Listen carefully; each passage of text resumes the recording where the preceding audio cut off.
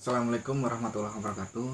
Malam ini saya kedatangan tamu dua saudara saya, ya, untuk sharing lah mengenai masalah-masalah mungkin yang dialami atau mungkin juga ada pertanyaan.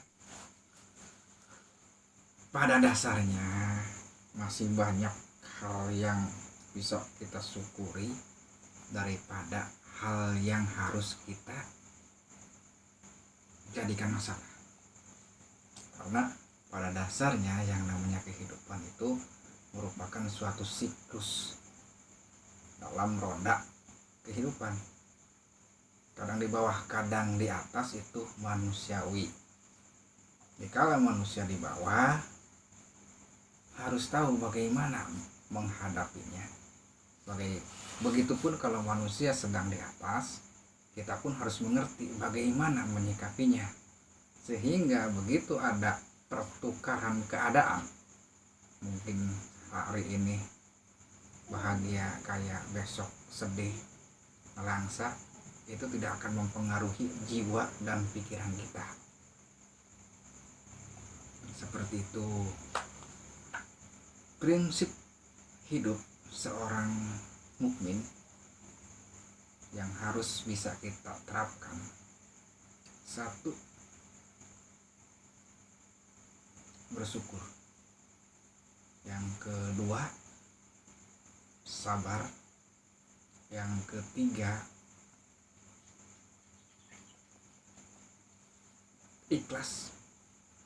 Yang keempat, yang keberapa tadi? Empat ya? Ya, itu harus tobat. Bagaimana sih penerapannya di dalam kehidupan? Jadi seperti ini. Pemikiran seorang mukmin itu harus menyangkut dari hal-hal yang tadi dijelaskan. Maksudnya, dikala kita mendapatkan suatu kenikmatan, mendapatkan suatu hal yang menggembirakan, orang mukmin sikapnya harus syukur. Sehingga apa? Sehingga nikmat yang Allah berikan tidak membuat dia menjadi sombong. Karena langsung, dalam arti kata ya, langsung keluar sikap kita dengan menunjukkan rasa syukur. Seperti itu. Atau mungkin dikala kita sedang enak, suatu saat datang ujian atau masalah, tiba-tiba kita jatuh ke bawah, ya, ujian ataupun mungkin musibah, sikap seorang mukmin harus mengeluarkan sikap apa? Sabar. Jadi sabar. Jadi maksudnya apa? Sehingga penderitaan yang dia alami, penderitaan yang kita rasakan, itu tidak menyebabkan kita putus asa. Karena apa? Karena karakter dan jiwa kita sudah kita tanamkan dengan rasa sabar. Ya. Selanjutnya, yang ketiga itu ikhlas. Maksudnya apa?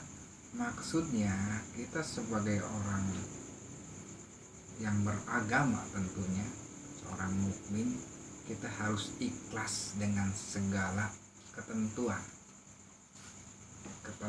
segala perintah, segala larangan.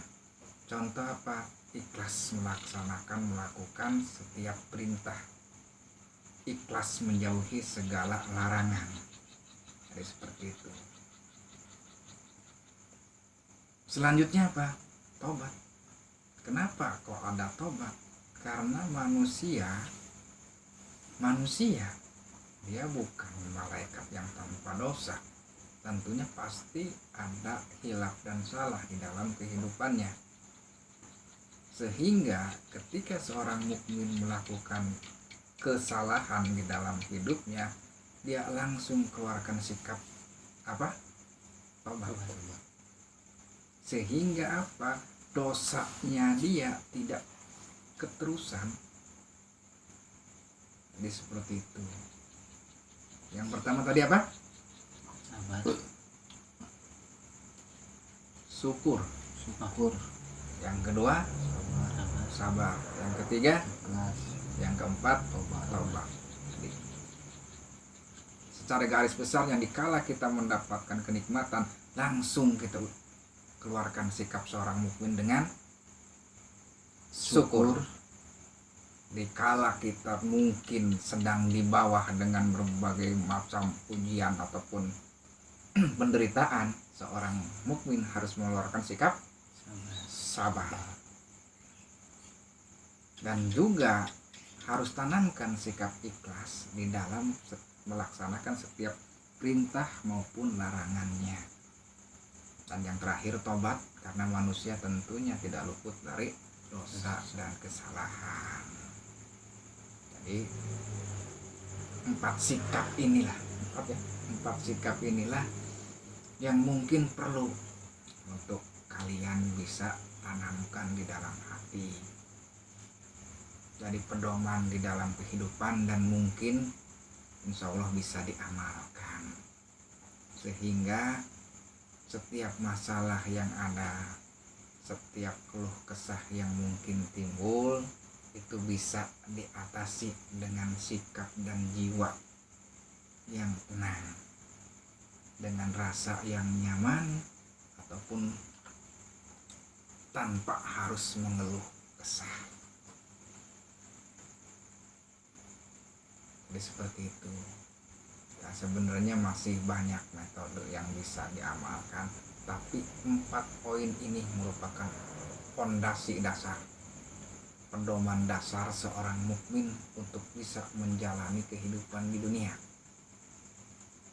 Kala kita sedang di atas, langsung ucapkan syukur. Supaya apa? Supaya kenikmatan ini akan menjadi berkah buat kita. Dikala kita sedang di bawah, langsung kita bersabar. Itu sikap seorang mukmin. Sehingga masalah ataupun penderitaan yang kita alami tidak akan membuat kita putus asa dengan kita bersikap sabar. Ataupun sebaliknya, kita harus bersikap ikhlas. Maksudnya apa? Ikhlas dalam menjalankan setiap perintah dan larangan Allah tentunya. Jadi jangan asal cuma sholat ya sholat, cuma kepaksa, jangan. Ikhlas saja dalam bentuk pengabdian kepada Allah, kepada Tuhan. Terus adapun yang berikutnya itu tobat. Maksudnya apa? Karena setiap manusia itu tidak akan luput dari salah dan dosa. Dikala kita mungkin sengaja ataupun tidak sengaja melakukan kesalahan dosa, kita langsung ingat, langsung tobat, sehingga dosa ini tidak menjerumuskan kita kepada dosa yang lebih jauh, kepada dosa yang lebih besar, sehingga menyebabkan kita bisa sengsara di dunia ataupun di akhirat. Jadi itu yang perlu kalian jadikan pedoman, jadikan pemahaman ataupun sikap di dalam kehidupan. Nah, mengerti Mas Jenny, Mas Igit, mengerti ya? Jadi seperti itu yang bisa sampaikan mengenai keluhan ataupun masalah yang mungkin kalian berdua alami ataupun rasakan. Ya, jelas kira-kira? Atau mungkin ada yang perlu ditanyakan? Jadi, Jenny, paham? Bisa dimengerti? Satu apa sikap kita? Apa? Syukur. Yang kedua? Sabar. Yang ketiga? Ikhlas. Yang keempat? Tobat. 3 hal itu perlu tanamkan ataupun kita amalkan dalam kehidupan. Ya, ingat, rumusnya 4 hal itu. Dikala di atas syukur, dikala di bawah sabar, dikala kita menjalankan perintah dan larangan Allah harus ikhlas. Dikala kita melakukan kesalahan, mungkin kehilapan dosa, kita harus langsung bertobat. Sehingga di dalam menapaki kehidupan kita di dunia, hati nyaman, hati tenang. Jadi setiap perkara yang timbul ini udah punya udah punya solusinya, sudah punya pegangan pedomanannya, seperti itu. Orang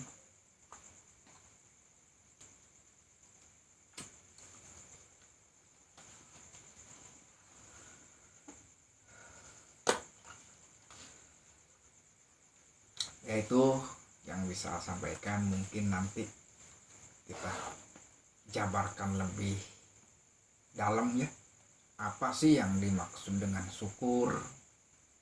Karena banyak orang yang sekiranya niat hati ingin bersyukur, tapi yang terjadi kufur.